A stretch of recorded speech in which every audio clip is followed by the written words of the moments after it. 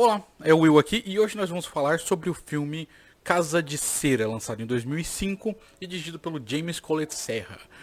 Bom, mas antes disso, eu peço para você dar um like aqui, se inscrever e apertar aí no sininho para ter mais notificações. Então é isso aí, vamos lá. Bom, a origem do filme da Casa de Cera. Muita gente pode não saber, na verdade talvez até a maioria das pessoas não saiba, Casa de Cera é um remake. E tecnicamente é um remake de um remake, mas a gente vai comentar um pouco mais sobre isso, né? A primeira versão de Casa de Cera saiu em 1933, se eu não me engane, e é um dos primeiros filmes coloridos a existirem ever. Se eu não me engano é esse que é um dos primeiros filmes coloridos, ou o segundo, alguma coisa assim. O próximo filme ele é em 53. Esse de 53 foi o que ficou realmente, teve alguma fama, né, alguma relevância. Depois de muito tempo, acho que em 73 teve um filme relacionado a Casa de Cera que tem muitas notas parecidas com o Casa de Cera original e com o de 53, só que esse dos anos 70 ele tem um final diferente, ele tem vários detalhes do roteiro que são levemente diferentes e ao mesmo tempo são iguais. Então esse daí eu não vou nem comentar, né? Vou comentar mais sobre os outros dois, né? Principalmente o de 53. No filme de 53 do Casa de Cera, ele é bem diferente desse aqui. Esse aqui é um filme de slasher puro. Apesar do de 53 ser um proto-filme de slasher, ele tem alguns detalhes que são muito importantes aí a gente salientar. O primeiro detalhe é que, eu já comentando um pouco sobre a sinopse, mas eu vou misturar aqui os assuntos para poder ficar mais produtivo, né? O filme de 53, ele tem um artista que faz, né, esculturas de cera, e no primeiro ato daquele filme, se eu não me engano é no primeiro ato, o lugar onde ele trabalha, né, o museu onde que ele produziu todas as obras de arte que ele fez, são queimadas, né, e ele é queimado junto naquele lugar, dentro do museu. Por que isso acontece, né? Porque um sócio dele, se eu não me engano é sócio, alguma coisa assim, diz pra ele que o que dá dinheiro mesmo são coisas sombrias, né, e coisas do terror e morte, etc. Na versão original do museu dele, era um museu baseado muito na beleza mais clássica e tal. Quando ele vai refazer o museu depois disso, ele refaz o museu de uma forma extremamente macabra, usando corpos de pessoas reais, etc, né?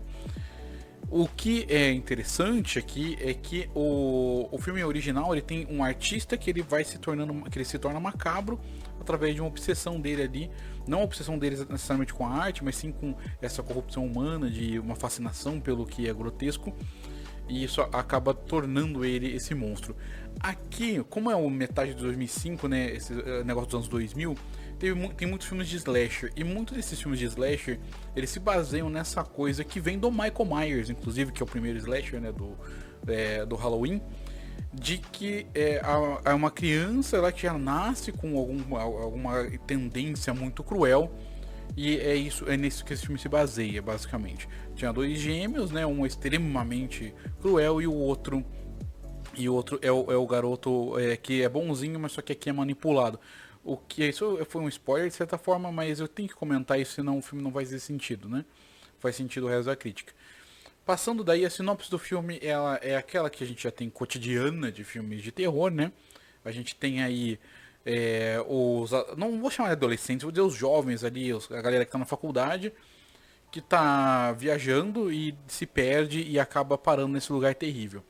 Diferente da versão original, né, das duas versões originais, e dos anos 70 eu conheço muito pouco, mas das versões originais dessa história, o museu ele não é aberto. Aqui o museu ele só existe para a visualização dos dois irmãos, né? Só para os dois irmãos curtirem o museu, que na verdade o museu é a cidade toda, no entanto tem um museu principal.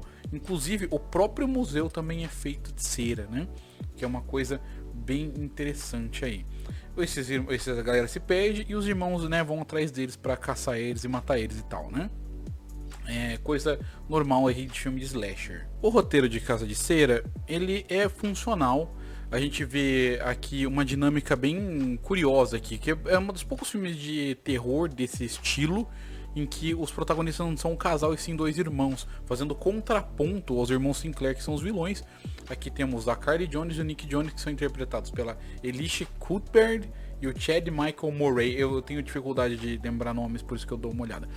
Então, assim, os dois são irmãos e tem essa dinâmica aí de um contra o outro, né? O resto do grupo ali, que tem também como atores a Paris Hilton, tem o Jared Padalecki, que é assim o Sam que é o Sam do Supernatural, né? O resto do elenco, ele tá ali mais pra fazer suporte aí e ser pilha de corpo, né, também, né? Também tem aquele cara do... aquele cara do Todo Mundo em Pânico, eu não me lembro o nome dele. Eu vou colocar aí na tela, que ele tá aí também nesse filme, né? Tudo bem, né? Passando aí mais pra diante, pra frente, falando um pouco aí da direção, uma coisa que tem que ser comentada aqui da direção é que pra um filme de terror, né, principalmente um filme de slasher, uma coisa que eu acho bem legal que foi feita no Casa de Cera, que daí não é tanto direção, mas sim a produção, é o fato desse filme ter um orçamento gigantesco. Ele tem 40 milhões de dólares para trabalhar. É muito mais dinheiro do que a maioria dos filmes de terror. Inclusive, se justifica um pouco desse elenco, que é um elenco, mesmo que não seja um elenco necessariamente ultra valoroso no sentido de Oscar ou qualquer coisa do tipo, é um elenco muito forte do ponto de vista de pessoas com nome grande até, né, comparado à média de filmes de terror, né? Então essa é uma coisa curiosa que tá aí.